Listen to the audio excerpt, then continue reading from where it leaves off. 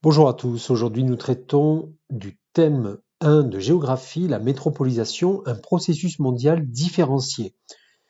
Il faut que je vous précise dans cette vidéo que j'ai fait également deux autres vidéos sur ce thème-là, beaucoup plus précises, sur les deux points qu'on va aborder, c'est-à-dire le poids croissant des métropoles et des métropoles en mutation.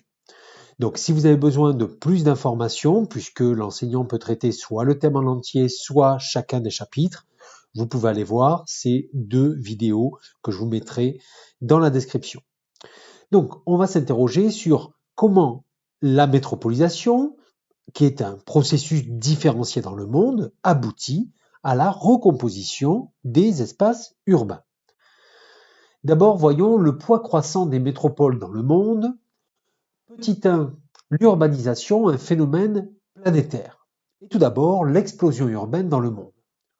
Comme le montre ce graphique, on assiste à une véritable explosion urbaine. En effet, depuis 2007, la moitié de la population mondiale vit dans une agglomération urbaine et le taux d'urbanisation sera de 70% en 2050.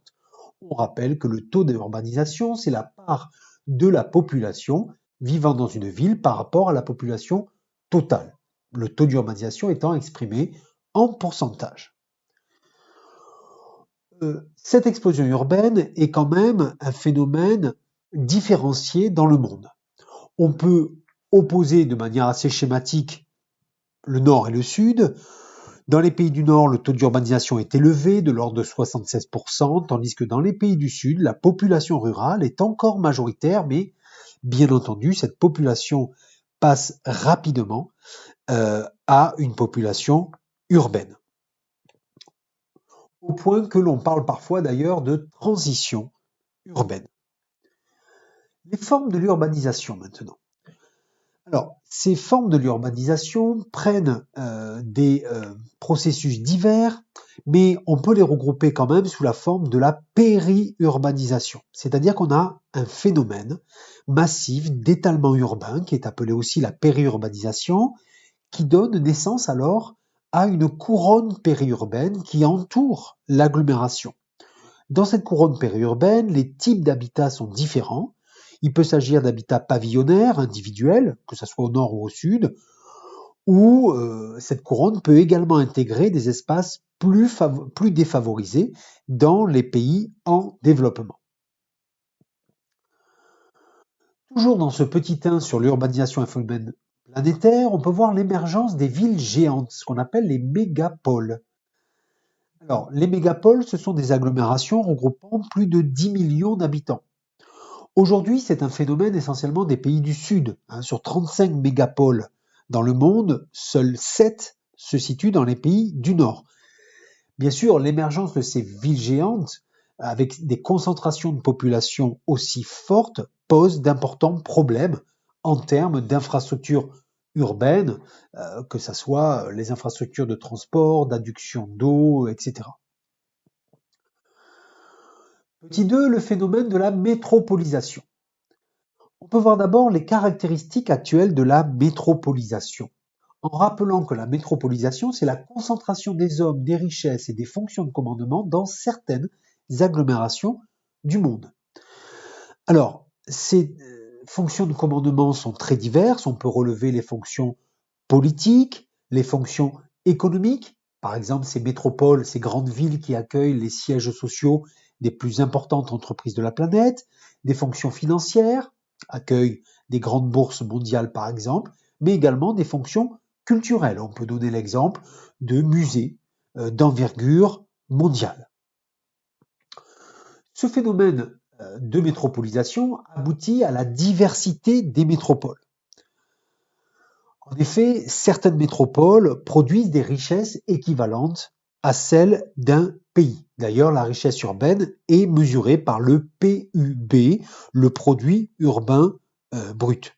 On peut citer l'exemple de Tokyo, par exemple, qui est la métropole la plus peuplée du monde et qui produit autant de richesses que l'Italie. Les métropoles les plus dynamiques sont reliées entre elles par des réseaux efficaces et l'ensemble des réseaux qui relie les métropoles les plus dynamiques sont appelées l'archipel mégalopolitain mondial. Grand 2, les métropoles inégales et en mutation. Petit 1, la recomposition des espaces intra-métropolitains. Une extension d'abord croissante des grandes métropoles. En effet, la métropolisation, comme l'urbanisation, ce qu'on a vu tout à l'heure, aboutit à un étalement urbain très important, à ce qu'on appelle la périurbanisation, et aboutit également au mitage des espaces agricoles situés autour des métropoles. C'est notamment vrai, et le phénomène est plus important dans les pays du Sud, dans les métropoles du Sud. Mais cette extension croissante aboutit aussi à un zonage plus important. Qu'est-ce qu'on appelle le zonage en géographie? C'est le fait que les lieux de résidence soient de plus en plus dissociés des lieux d'activité, comme les commerces, les quartiers d'affaires ou les lieux de loisirs. Et puis, il faut noter également que le rayonnement des métropoles les plus dynamiques va bien au-delà des espaces urbains qui les composent et forme ce qu'on appelle les régions mégalopolitaines. La mégalopole, c'est un ensemble urbain qui s'étend sur plusieurs centaines de kilomètres et qui rassemble des métropoles importantes, bien connectées entre elles. On voit également que la recomposition des espaces intramétropolitains aboutit à une diversité de ces mêmes espaces.